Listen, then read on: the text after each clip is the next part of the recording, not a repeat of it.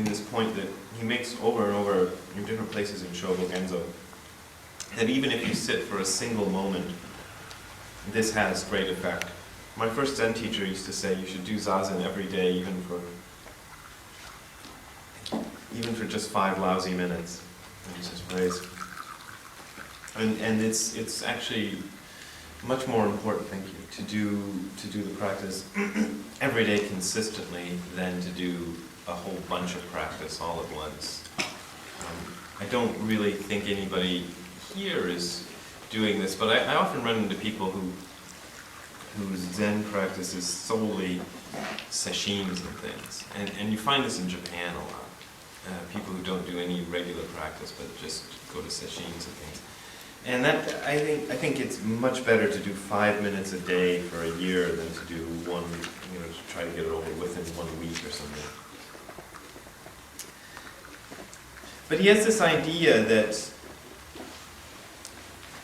Zazen is this very powerful thing that cuts through everything, regardless of whether you yourself are aware of its value or not.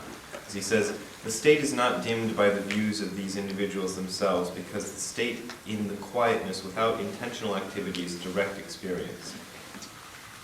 So this is something that I don't know, it's something I've been talking about for a couple of years, because it took me 20-some years to finally kind of get the idea that Zazen still occurs even if you think it's the worst period of Zazen that any human being has ever done in history of the entire meditation for the last 2,500 years. Because mine is usually like that. And I can't really describe exactly how this happened, but it happened one day during a sesshin where I kind of caught on to the fact that Zazen continued even in spite of my own misunderstanding of what was going on. And the only kind of comparison I can give, which isn't a terribly good comparison, it would be like thinking that jogging isn't effective just because your mind is all scattered while you're jogging. It doesn't. We usually separate mind and body there, and think that we can listen to the iPod. I don't understand people who jog with the iPods on, by the way. How come they don't get run over all the time? I would not jog or ride a bicycle. I don't know, you see this in Europe, but you see this in California all the time, especially people like giant headphones on riding bicycles or jogging. I don't know how they can be aware of what's going on. Anyway, but we separate these things all the time. And the Zazen practice it does have this effect, whether you're aware of it or not. And sometimes your very unawareness of it is useful to the practice. It's just the state of your mind at the time, and you can't, it's all, a lot of it's based on, I don't want to say karma, but I'll say karma. It's a lot based on what you put into the system before you got to your cushion. And there's not much you can do about that because it's already been done. So you just have to kind of go through that. And eventually, Zazen becomes a little clearer. And I also like this one. All beings who receive and utilize this water and fire spread the influence of the Buddha in the original state of experience, so that those who live and talk with them also are all reciprocally endowed with the limitless Buddha virtue. So those who live and talk with them also. I like that. A lot of the objections that I hear to Zazen practice or to meditation practice in general is the idea that it's a very selfish thing to do, and shouldn't we go out and help the world instead of doing the Zazen, which is very selfish and very based on me. And I don't really think that's a valid way of looking at it, because the Zazen practice you do does help the outside world.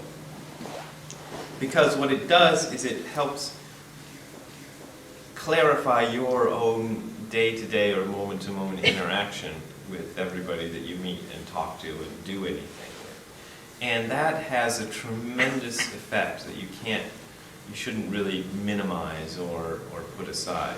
You know, a lot of people want to go and do something to help, and great.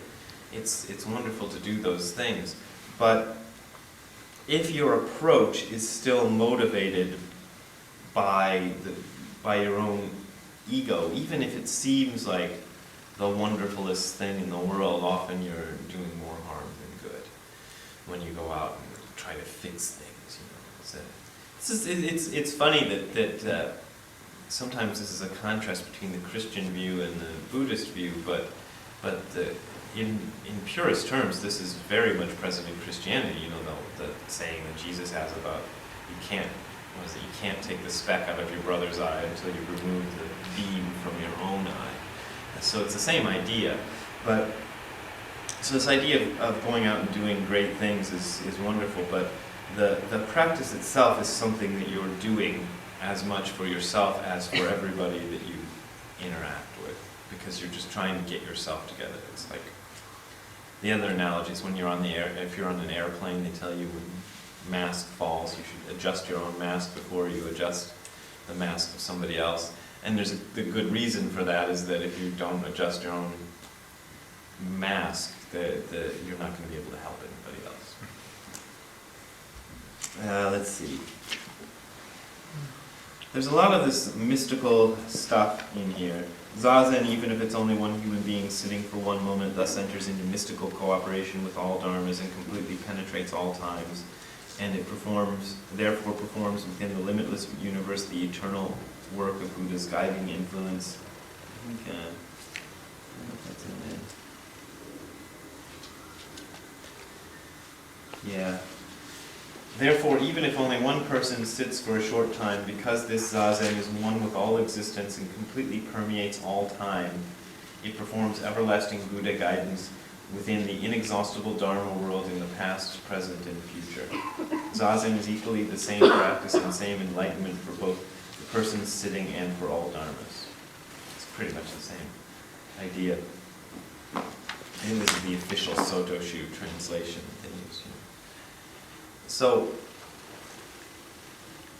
there's this idea that Zazen is something you're kind of partaking in, which I always find useful.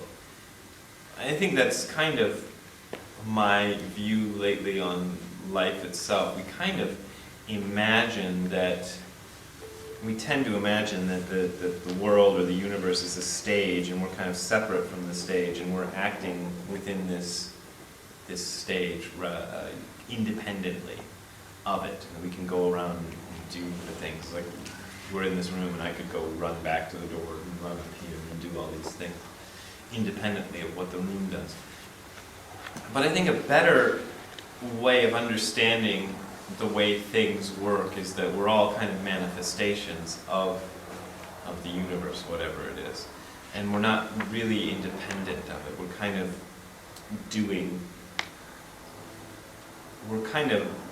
what is it? There's a line in, I believe, it's the chapter in Shobogenzo where Dogen talks about Kanon. I think the chapters are actually called Kanon, and Kanon is the Bodhisattva of compassion.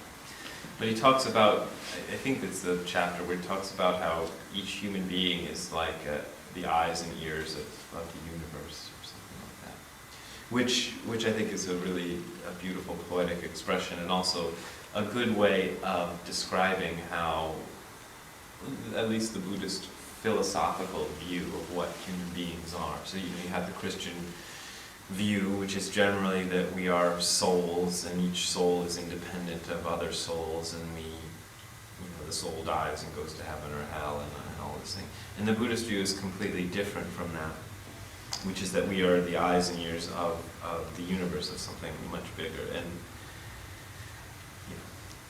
I always think of that something much bigger as God, but then other people object to the use of the word God, but I still use it. I kind of grew up, I don't know how how you are, but I grew up with not really any religious indoctrination, so the word God doesn't have a lot of the spooky meanings to me as it does for lots of people.